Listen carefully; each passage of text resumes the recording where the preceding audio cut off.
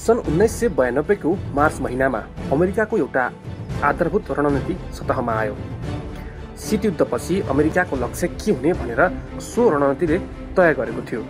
त्यो दस्तावेजबारे न्युयोर्क टाइम्समा प्रकाशित रिपोर्ट अनुसार अमेरिकाको लक्ष्य थियो कुनै पनि प्रतिद्वन्दी शक्ति उदाउन नसक्ने सुनिश्चित गर्नु र कथित एक ध्रुवीय क्षणलाई निरन्तर कायम गर्नु। अमेरिका आफ्नो चिरस्थायी प्रभुत्व कायम राख्न चाहन्थ्यो, तर उसको यो चाहनाले पछिल्ला केही दशकमा अमेरिकाको भलो गरेन। एक ध्रुवीय क्षण र त्यसका विभिन्न सहायक तर्कहरूकै कारण अमेरिकाले विश्वभर अनगिन्ती सैन्य हस्तक्षेप गर्यो, जुन निकै महँगो त साबित भयो नै, तीमध्ये धेरै हस्तक्षेप असफल पनि रहे। यस्ता हस्तक्षेपले तनावपूर्ण नाजुक किसिमको रणनीतिक प्रतिद्वन्दिता पनि पैदा गर्यो।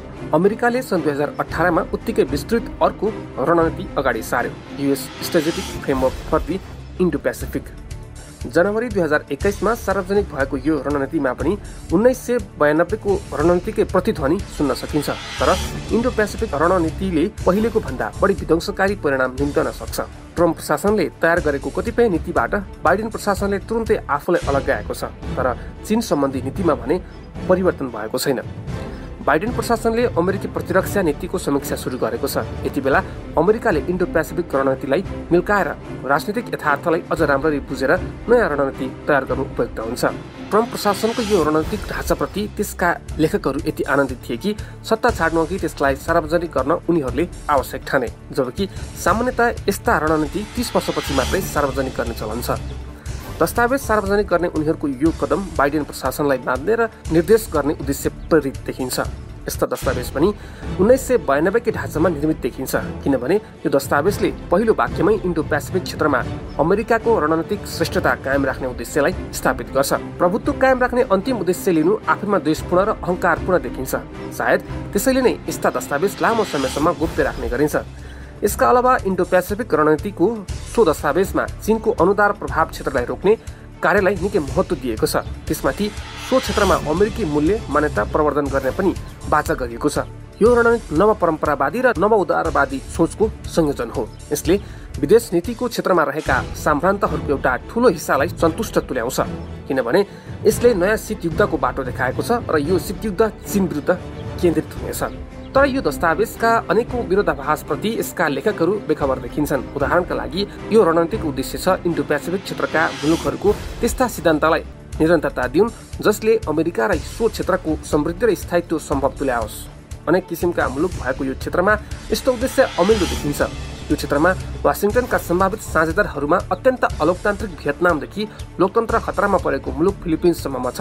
त्यस्तै लोकतन्त्र मासिन थालेको मुलुक थाइल्यान्डदेखि कागजमा मात्र लोकतन्त्र रहेको सिङ्गापुरसम्म यही छ।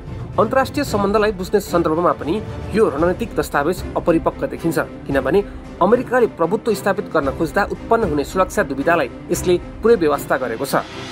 त्यस्तै यो रणनीतिमा इतिहासको अज्ञानता पनि झल्कन्छ।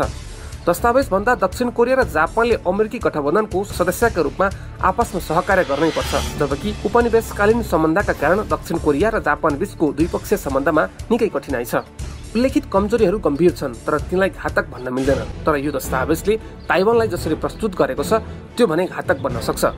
ताइवानले अमेरिकी रणनीतिकारहरूलाई दशकौंदेखि दुविधामा राखेको छ र ती रणनीतिकारहरूले बट्ठैपूर्वक रणनीतिक अस्पष्टताको नीति अघि सार्दै आएका छन्।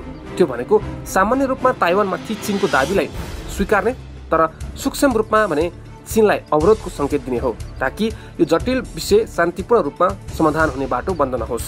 तर हालै सार्वजनिक रणनीतिले भने खुल्लामखुल्ला ताइवानमाथि चीनको दाबीलाई अस्वीकार गर्छ। चीनको दाबीप्रति अलिकति पनि सहमति दर्शाउँदैन, जबकि फ्र्याङ्कलिन रुजवेल्टदेखिका राष्ट्रपतिहरूले त्यसलाई स्वीकार्दै आएका थिए। अर्थात् ट्रम्प प्रशासनले कार्यकालको अन्तिम वर्षमा अमेरिकाको रणनीतिक अस्पष्टतालाई खारेज गरिदियो। यसले वाशिंटन र बेजिङलाई सिधा युद्धको बाटोमा पुर्याइदिएको थियो।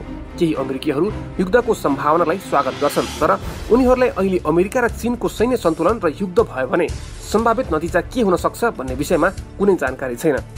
सत्य के हो भने चीनसँगको युद्ध अमेरिकाले हार्न पनि सक्छ। यो तथ्यलाई 2021 को सुरुमै अमेरिकी वायुसेनाका एक उच्च अधिकारीले स्वीकार गरेका छन्। यस्तोमा आणविक हतियार प्रयोग गर्न सकिन्छ वा सकिँदैन भन्ने पनि स्पष्ट छैन।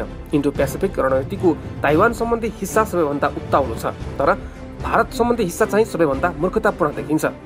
यो रणनीतिमा भारतले अन्य साझेदार भन्दा बढी भाउ पाएको छ।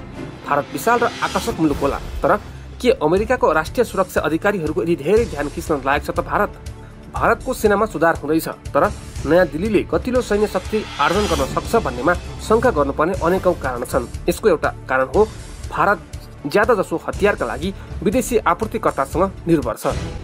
यसले अनन्त गत्तो, कमजोर मर्मत सम्भार र अपूर्ण तालिममा पुरै छाड्छ। अमेरिकी रणनीतिकारहरू चाहन्थे भारत र चीन बीच हिमालयमा केही हदसम्म भए तापनि तनाव बढोस्, किनभने उनीहरू चिनिया सेनाको मुख्य ध्यान जल क्षेत्रबाट हटोस् भन्ने चाहन्छन्। भारतीय नौसेना दक्षिण चीन सागरमा उद्धारका लागि पुग्ने सम्भावना पनि अत्यन्त न्यून छ। अर्कोतिर नयाँ दिल्लीले हिन्द महासागरमा चिनिया इन्धन आयातको लाइफलाइनमा खतरा पैदा गर्न सक्छ, तर त्यही खतरालाई टार्न भनेर चीनले अहिले नौसेनाको शक्ति ठूलो मात्रामा बढाइरहेको छ, किनभने चीनको तेल आयातको ठूलो मार्ग हो मालाक्का जलसन्धि। त्यही सम्भावित नाकाबन्दीको जोखिम बढाउने हो भने वाशिंटन र नयाँ दिल्लीका योजनाकारहरूले बेजिङलाई अझ ठूलो प्रतिक्रिया दिन बाध्य पार्नेछन्। अर्को शब्दमा भन्नुपर्दा चीन भारत दुश्मनीले अमेरिकालाई रणनीतिक फाइदा हुन्छ नै भन्ने छैन। सबैभन्दा महत्त्वपूर्ण कुरा जनस्वास्थ्य, शिक्षा, पूर्वाधार र वातावरणीय क्षेत्रमा भारत निकै ठूलो अभाव बेहोरिरहेको छ। यो अभावले नयाँ दिल्लीको एउटा जिम्मेदार सरकारलाई अर्बौं डलर अमेरिकी हतियारमा खर्चिनबाट रोक्नुपर्ने हो। वाशिंटनमा चीनप्रति उग्र नीति राख्नुपर्ने भन्नेहरू कमी छैनन्। हालै सार्वजनिक भएको इन्डो पेसिफिक रणनीतिलाई तिनले नयाँ राष्ट्रिय सुरक्षा टोलीमाथि दबाव बढाउन प्रयोग गर्नेछन्। कार्यान्वयन गर्न कठिन भए पनि यो रणनीति राम्रो छ भन्ने उनीहरूको तर्क हुनेछ। पक्कै पनि ट्रम्प प्रशासनले समेत यो रणनीतिलाई अत्यन्त उग्र मानेको थियो, किनभने ट्रम्प नयाँ युद्ध सुरु गर्न हिचकिचाए। ट्रम्पको कार्यकालमा पनि अमेरिकाले उत्तर कोरियासँग सम्झौता गर्यो। अर्कातिर बेजिङ प्रमुख चासो विरुद्ध बल प्रयोग गरिरहने हो भने काम लाग्ने व्यापार सम्झौता गर्न नसकिने निष्कर्षमा प्रशासनका अधिकारीहरू पुगेका थिए।